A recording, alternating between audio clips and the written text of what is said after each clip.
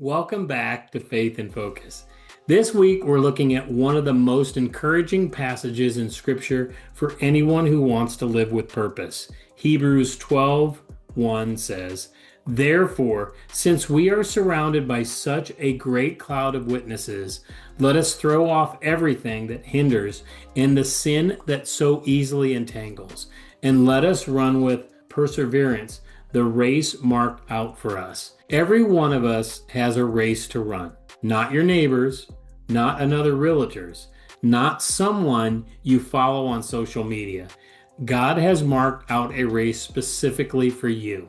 The challenge is that many of us try to run while carrying unnecessary weight. Sometimes it's fear, sometimes it's comparison, and sometimes it's resentment, distractions, or habits that keep us from becoming who God created us to be. Hebrews tells us to throw those things off. You can't run well while carrying what God never intended you to carry. Personally, take inventory this week. Ask yourself, what's slowing me down, spiritually, emotionally, or mentally? Give it to God and move forward with freedom. With your family, remember that you're setting the pace. Encourage one another. Celebrate growth. Be the people who cheer each other on instead of tearing each other down. In business, stop measuring your success against everyone else's highlight reel. Your business is more than a paycheck.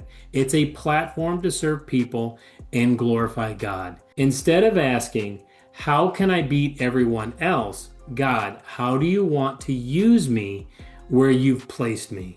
So this week's challenge is simple. Write down one thing you are releasing and recommit yourself to running the race God has marked out for you. Say this aloud: I throw off what's holding me back, and I run with perseverance the race God marked out for me. So remember, success isn't about running the fastest.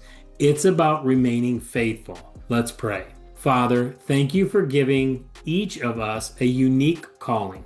Help me release every distraction, every fear, and every burden that's holding me back. Give me endurance to stay faithful, wisdom to follow your direction, and courage to run the race you've designed for me. May my life, my family, and my business bring honor to you. In Jesus' name, amen. Hey, if today's devotional encouraged you, share it with someone who needs it. And I'll see you next week for another Faith in Focus.